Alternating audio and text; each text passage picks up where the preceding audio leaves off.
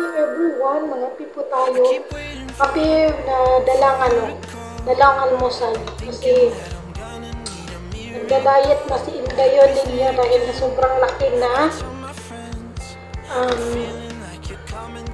68 kilos na po ako, kaya nagda-diet na yung Inday niya. Ito lang yung kinain. Tapos lagyan ko ng water oats. Kaya magda-diet na. Start na mag-diet. So, ngayon guys, na-share ako sa inyo na nag-PM sa akin. Nag-PM po siya sa akin na natatawa ako.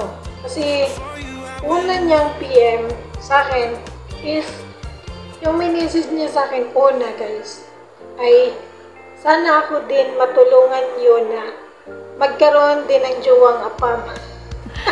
Sana all. Ba't gano'n? Yan na, pakita ko sa inyo guys.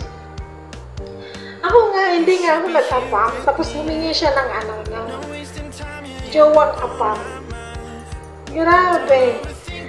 Natatawa talaga ako sa kanya guys. Kasi bakit ka-PM niya ako at bakit alam niya na? Bakit alam niya na nag-aapam ba ako? Paano niya nalaman niyo?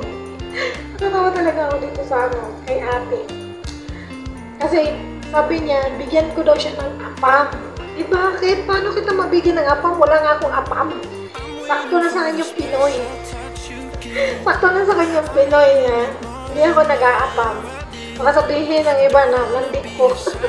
Nag-aapam pa, kahit na may Pilipino na.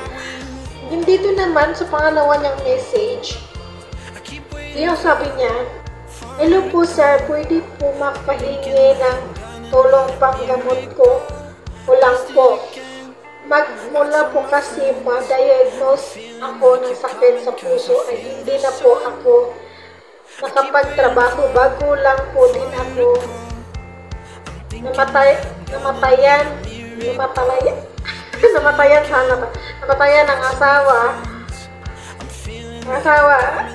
ang anak ko. Ang anak niya. Okay. Asawa ng anak niya namatayan. Uy, isa lang ang nag-aaral na hinto po sa pag-aaral yung dalawa dahil sila ang nag-aalaga sa akin. Sir, kung mapaparatan po sana nyo akong tulungan kahit donation lang po sir, malaking tulong na po yun. Tapos guys, yung niya, yung tawag nito, yung Facebook niya guys, naka-lock. Hindi ko po siya makikita. Tingnan natin na yung lock, naka-lock yung profile picture niya. Yan. Ito lang po yung profile picture niya guys. Kung hindi pa siya scammer, hindi po siya pahingi-hingi lang, open po niya yan. Makikita po natin, na-stalk po natin kung totoo ba siyang tao, di ba? Ayan. Di ba napaka, ng babae na to? Babae ba to o lalaki? Hindi ko alam kasi hindi nga nakikita, di ba? So, ito na naman yung pangatlo niya, no? Yung mga tawag nito. Yan, hindi po ako scammer. Sinasabi ko yan, wag mo wag kalukuhan mo man, ma'am. Kalukuhan mo, mang-scam ka pa. Sabi ko kasi nakalak kasi yung profile picture niya. Dito po, sabi ko sa kanya, bakit nakalak profile mo? Huwag mo kulukuhin, sabi ko sa kanya. So, nakalak po talaga yan dahil may nang-hack sa FB ko. At na biktima rin po ako ng scammer. Dati po akong OFW, sana po ako na Saudi kaya lang po na fit work po ako gawa ng sakit sa puso. Ay, ano ba? Kayo na nga yung mag-analyze kung itong tao na to is totoo kasi nakasirado na po, hindi po nakita yung kanyang ano. Tapos yung una niya, hiningihan niya ako ng abang. Tapos nung sinachat ko siya, nahingi na siya ng pera. Kung sa inyo guys, hindi kayo makapag-isip na scammer kaya tong tao na to. Grabe talaga, no? Ako sabi ko, dito, send mo pangalan mo. So, sinend niya yung pangalan niya. Nakuloko talaga, no? Yan ang paghuli ng mga scammer. Tapos, kahit i-check niyo po sa OWA na dati akong OFW, ano pa kaya alam kung bakit i-check kita? Wala naman akong karapatan na i-check kita sa OWA. Wala akong right. Wala akong right, ha? Wala akong lugar. Wala akong ano dun na, yan, no? So, ito po yung ano niya. Dito lang po, dito po sa FB, mahilig po ako manood ng mga iba't ibang vlog. Sumali din po ako sa mga games ng mga vlog sa TikTok at watch din po ako. Kaya pala, naghihingi siya ng bayad sa pag-watch niya sa videos. Ano po yung na-watch mo sa video ko? Ay naku, madam. So, pagpamanood mo sa videos, naghihingi ka na ng bayad, ganon. Ano ba? Kaya na mag-analyze doon. Din dito po, maraming salamat na lang po sir sa nagkamali po ako vlog na nilapitan. Ha? Bakit ako pa yung nilapitan? Isir mo pa ako.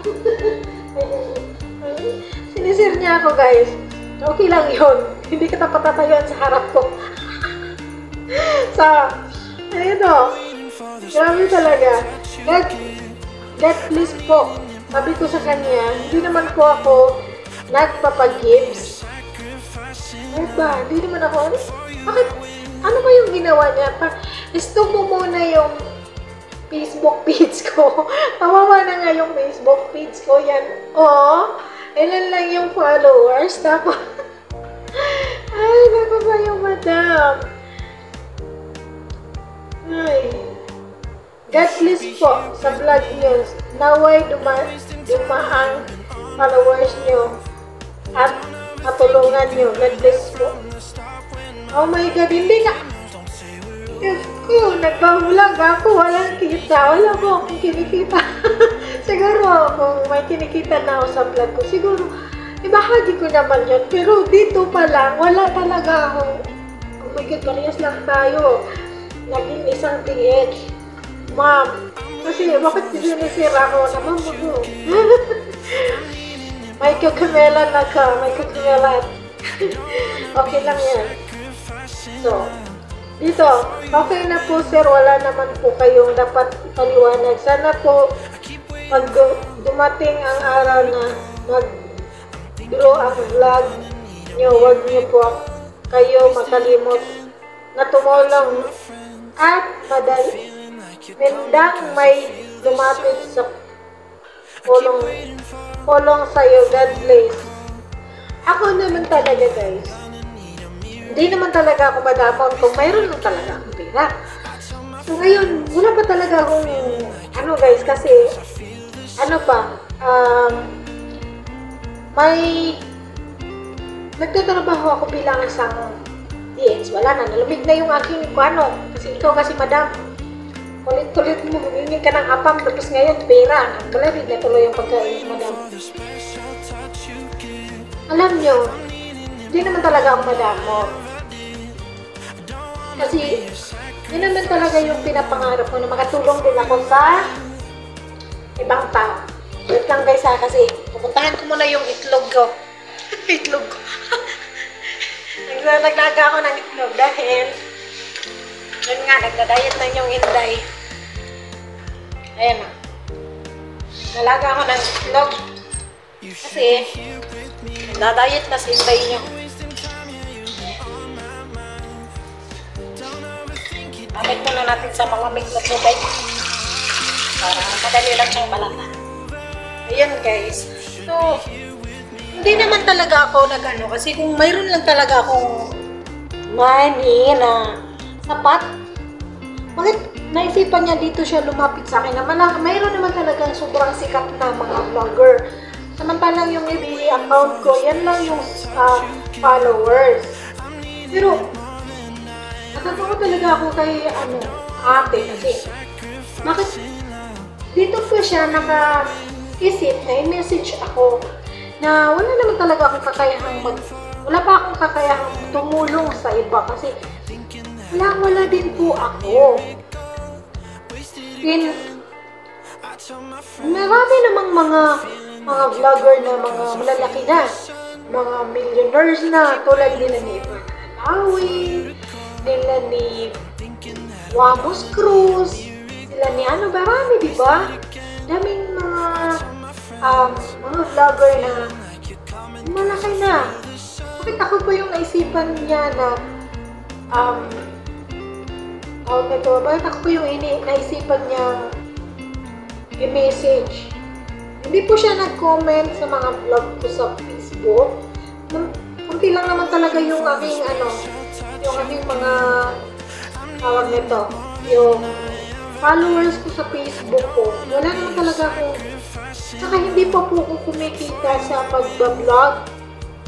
Kasi kung mayroon, hindi naman yun pagdadamot. Kasi kung hindi rin, kung nakasahod man ako sa pagbablog, hindi lang yun sa akin. Kasi kung wala yung manonood sa akin, wala din naman akong sasahurin, di ba? Kaya kung mayroon naman po talaga akong sahod, bakit hindi po kita bigyan? Kahit pinaghirapan kong mag-edit, pinaghirapan kong mag-vlog, kasi ako lang lahat eh. Ako ba yung mag-edit, ako ba yung maggawa-gawa ng content, kahit hindi nagugustuhan ng iba yung content ko, at least, libangan ko. Isa rin itong ginagawa kong pagbablog, is libangan ko. Yung mawala sa puring bilang isang bitch. Alam mo naman siguro ang buhay OFW kasi sabi mo sa akin, isa ka din OFW. Kaya gumawa ako ng content, naggawa ako ng mga vlog dahil sa libangan ko to. Dahil hindi tayo pwedeng lumabas, hindi tayo pwedeng makipag-chika sa iba, hindi tayo pwedeng umalak, hindi tayo pwedeng mangipit bahay, hindi tayo pwedeng basta-basta makalabas ng bahay. Kaya, ito lang po yung libangan ko. Kaya, kung sino ka man, madam, naghingi po talaga ako ng pasensya sa iyo dahil hindi kita mabibigyan ngayon sa hinihingi mo sa akin. Kasi, sa aking pagbablog, wala pa po akong kinikita. Kaya, thank you so much guys for watching and please subscribe and click the notification bell para updated kayo sa aking mga another video. Bye-bye!